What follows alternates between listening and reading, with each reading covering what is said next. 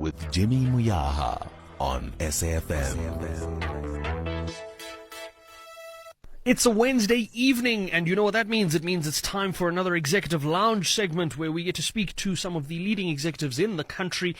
Some of them are based around the world, some of them are based in South Africa, but either way we get to speak to them, get to know them a little bit better, and get to know what they do when they're not up to their day-to-day tasks. This week's executive is the CEO of the Canegrowers Association, Dr Thomas Funke. You might recognize him when he joins me now in a moment from the previous conversations we've had around the South African sugar industry. But today we're going to get to know him a little bit better and see if he's got a sweet tooth. Good evening, Dr. Funke. Thanks so much for taking the time. Let's start with how you got involved in this particular sector. Yes, good evening. Yeah, long story, already 14 years in the industry.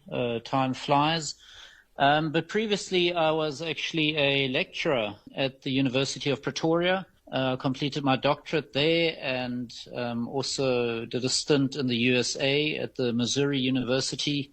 It's a very strong agricultural-based university, so lots of econometric modeling that we did there, and also worked for BFAP. And at the time in 2010, a good friend of mine actually moved to the sugar industry. She's now active in RCL Foods.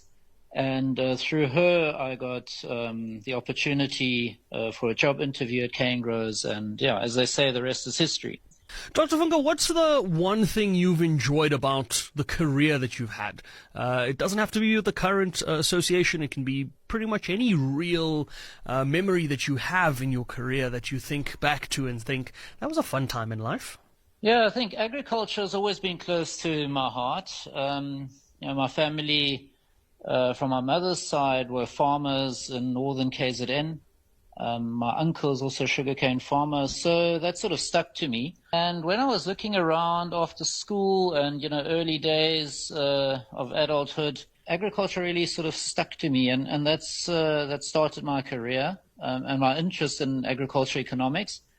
And then thinking about my career, I think working with BFAP and closely associated with such a great organization was really one of the milestones. Professor Ferdy Meyer, who today still heads up the organization, is really a great leader and guided me a lot in my thinking, as well as Professor Johan Kirsten, who's now at BER down in Stellenbosch. And then obviously, getting into the sugar industry, never a dull moment, always a crisis, if it's imports or a pest that's attacking the sugarcane or social unrest or flooding or electricity outages. Yeah, it's really been interesting, and every year brings its own challenges. So that's really kept me on my toes, and it's an interesting sector.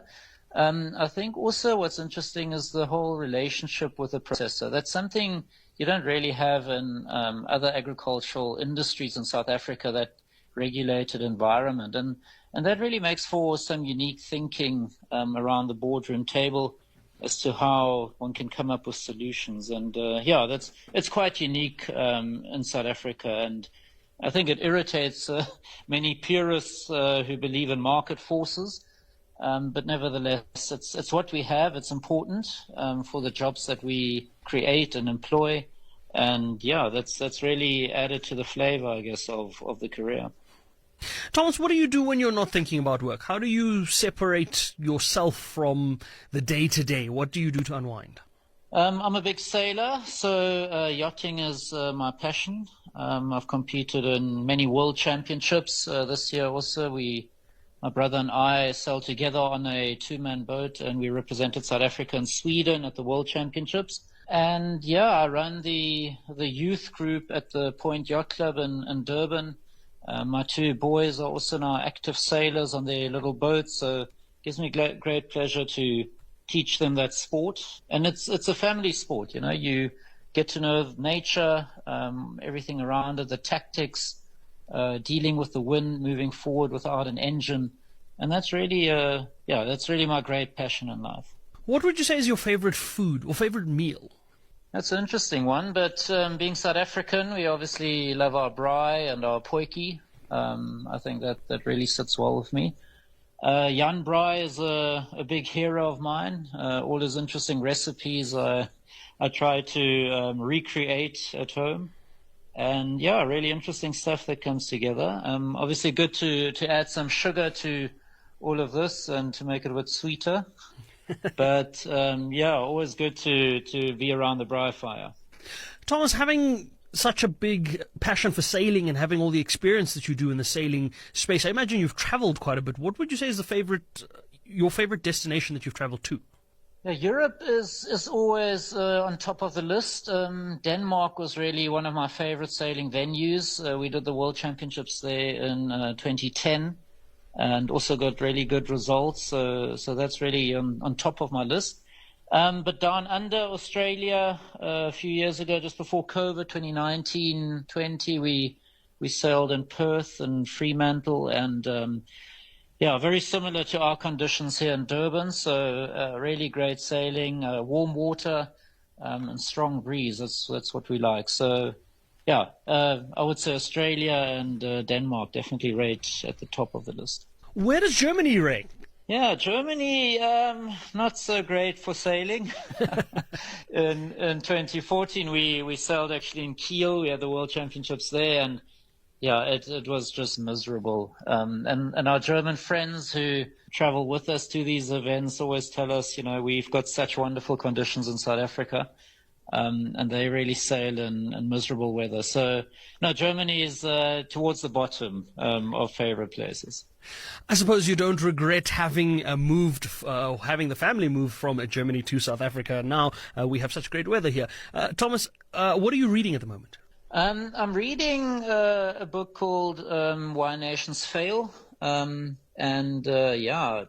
just really trying to get to grips with where our country is going, exploring what has made it work in other countries. And I guess for us and agriculture, being the backbone of many economies worldwide, it's important to understand those nuances. And that's really what I'm trying to get to, I guess, at the end of the day, is trying to understand how can one make the lives of people better who participate in your industry? Because, at the end of the day, for us as a grower organization with our 24,000 small-scale farmers in our sector, it's quite important to understand, the conditions that they work under in detail. And hopefully, these type of books always interesting, and they bring a different perspective to it. Yeah. So that's if I'm not reading sailing books, then I like to read those type of books.